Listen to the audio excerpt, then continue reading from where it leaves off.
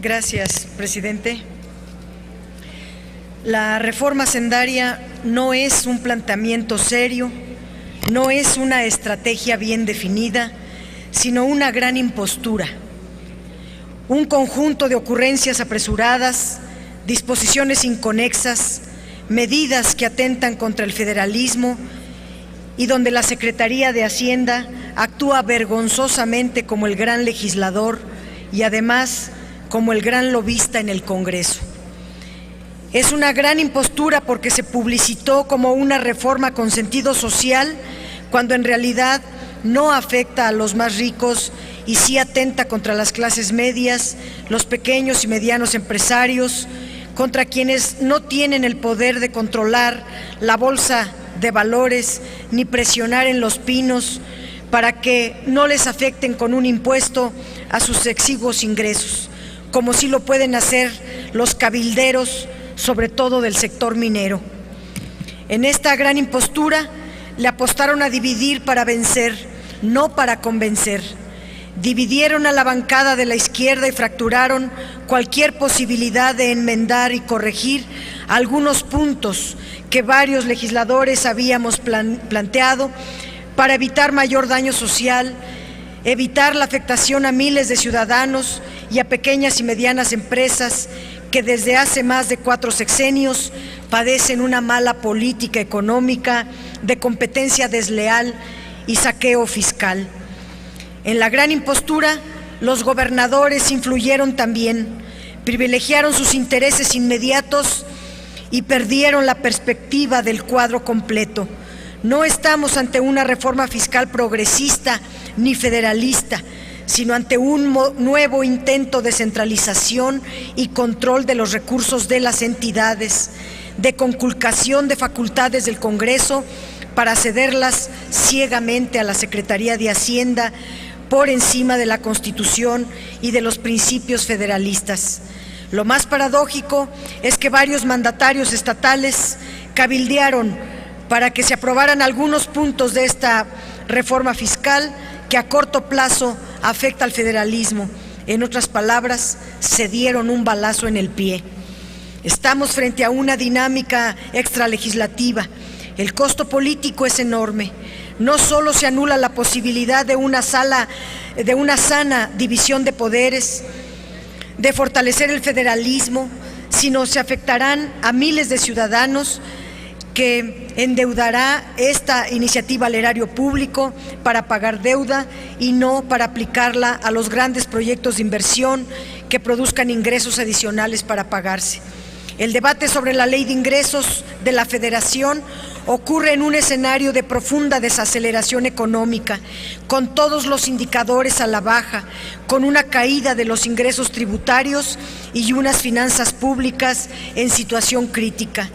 Los que voten a favor de la ley de ingresos de la Federación votarán aspectos graves donde se refuerza el control y dominio de la Secretaría de Hacienda y el Ejecutivo en Pemex.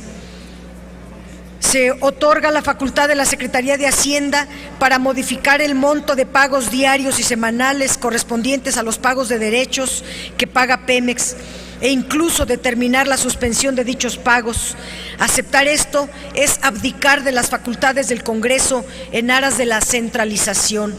Se aprueba dar continuidad a procesos de desincorporación de entidades paraestatales, es decir, continuar con las privatizaciones tanto de Pemex como de CFE. Se dan por hecho la desaparición y cambio de nombre de los organismos públicos y se sustituyen por otros. Se estipulan los gasolinazos mensuales. Cada mes aumentarán los precios de las gasolinas y del diésel, con efectos inflacionarios que perjudican a toda la población, principalmente por el incremento de los precios de los alimentos y el transporte de las familias.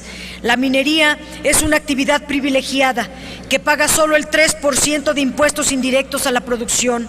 Esta baja tributación contrasta con las elevadas utilidades de 93% del sector. Tienen concesionada la tercera parte del territorio nacional, por el que pagan en promedio 65 pesos por hectárea. y el impuesto especial sobre minería de 7.5 que presentó el Ejecutivo se reducirá a 4.7% con las deducciones que aprobó la Cámara de Diputados sin que el Senado de la República hiciera valer el interés nacional. En materia de telecomunicaciones y radiodifusión, el Senado subsanó el vacío de dejar abierto el plazo hasta el infinito para el pago de derechos por el uso del espectro radioeléctrico y dejar claro que no corresponde al IFETEL ninguna facultad para aprobar la Ley de Derechos de la Federación. En esta ley se autorizan ingresos por 4.467.000 millones de pesos, de los cuales 514.000 millones, más de lo aprobado en 2013, son el incremento que corresponde para el año próximo.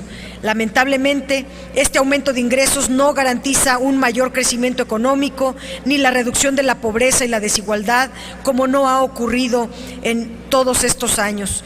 En los últimos tiempos, los ingresos públicos aprobados crecieron 5% en promedio anual, pero el PIB solo creció 1.8% y ahora ha caído a 0.8%, mientras, como sabemos y como indican las cifras oficiales, la pobreza ha aumentado de manera indignante. El incremento de los ingresos ocurrirá sin que se hayan resuelto las enormes deficiencias en el sistema recaudatorio, de tratos privilegiados a grandes contribuyentes con regímenes especiales, enormes devoluciones de impuestos, compensaciones y créditos fiscales. Estos elementos son las principales causas de la baja tributación en México. El régimen de consolidación fiscal que permite a los grandes corporativos pagar cifras ridículas a la hacienda pública solo cambió de nombre, no desaparece como prometió el Ejecutivo, solo se mejoran algunos controles, pero el ofrecimiento de eliminarlo resultó un nuevo engaño. Este régimen especial cuesta al erario 750.000 millones. Ya vamos conociendo el valor de los compromisos presidenciales. En 2012, las devoluciones de impuestos fueron de 346.000 millones de pesos, de los cuales 275.000 millones corresponden a devoluciones de IVA a grandes contribuyentes. Las compensaciones sumaron 557.000 millones de pesos, de los cuales 228.000 millones corresponden a lo que el gobierno califica como subsidio a gasolinas y que paga Pemex con su abultada carga fiscal. Las devoluciones y compensaciones representan nada menos que el 37% del ingreso del gobierno federal. Otra gran pérdida tributaria es que la Secretaría de Hacienda aplica diversos estímulos fiscales. Estos sumaron 33.363 millones de pesos y los créditos fiscales, que al cierre de 2012 sumaron 625.000 millones de pesos. Todos estos rubros representan un potencial recaudatorio que rebasa con muchísimo más los 514.000 millones de pesos que el gobierno de Peña Nieto pretende obtener de los contribuyentes. Se cobran impuestos a trabajadores asalariados, a pequeñas, medianas empresas, para luego devolverlos a determinados contribuyentes privilegiados. Esta ley de ingresos está autorizando 4.470.000 millones de pesos, de los cuales 1.770.000 millones son impuestos. Para reunir los ingresos adicionales que el Ejecutivo busca, se abrieron dos grandes fuentes de recursos: el 43.6% de impuestos y el 56% de endeudamiento público. De 2008 a la fecha, la deuda se ha duplicado. Para agosto de 2013, la deuda neta del sector público fue de 5.541.000 millones, es decir, el 35.4% del producto. Para este año 2013 se autorizó un endeudamiento de 415.000 millones de pesos, pero el Ejecutivo, violando la norma, rebasó ese monto con 70.000 millones hasta alcanzar el 35.8% del PIB. Para 2014 se solicitan otros 580.000 millones de pesos de nueva deuda, misma que llegará a 6 billones, es decir, 37% del Producto Interno Bruto. Aunque el gobierno federal diga que ese monto es manejable, su impacto en las finanzas públicas es muy considerable y afecta severamente el desarrollo del país. El endeudamiento es mayor al del FOBAPROA, compromete metas económicas en el corto, mediano y largo plazos. Compararlo con el FOBAPROA ya da una idea del impacto que puede tener, pero digamos también, para subrayar su carácter inusual y peligroso, que es 10% superior a todas las participaciones federales de 2014 y equivale a 2.2 veces los recursos que se invertirán en educación durante el año venidero. Senadora, le ruego que concluya su intervención. Gracias. Todavía más grave resulta el hecho de que se pide aumentar el techo de la deuda para pagar deuda y no para aplicarla en proyectos de inversión. Y más grave aún, que este endeudamiento sea adicional a 708.000 millones de pesos de requerimientos financieros del sector público y que piensen rebasar el 2% del gasto total como deuda, es decir, otros 80.000 millones de pesos más.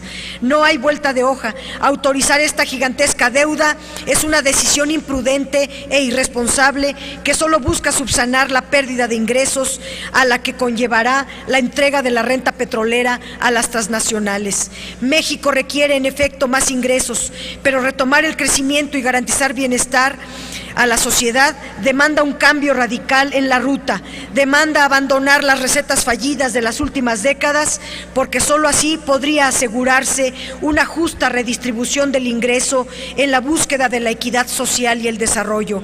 Esta reforma está pensada para un escenario de crecimiento económico y de indicadores como de un empleo alto y sostenido en el tiempo, pero justo en este año la previsión de crecimiento ha ido una y otra vez a la baja.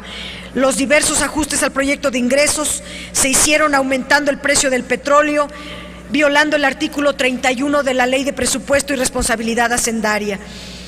Adicionalmente, las negociaciones del Senado redujeron los ingresos en 3.000 millones de pesos. Estos ingresos se cubrirán subiendo de 5 a 8% el IVA en comida de nulo contenido alimenticio.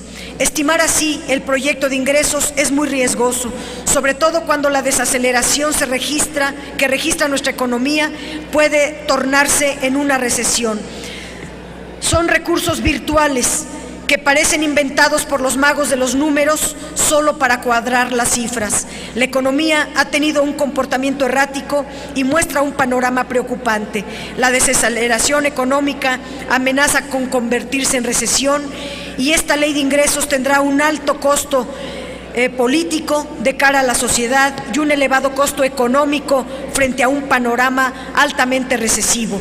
Por todo ello, nuestro voto será en contra.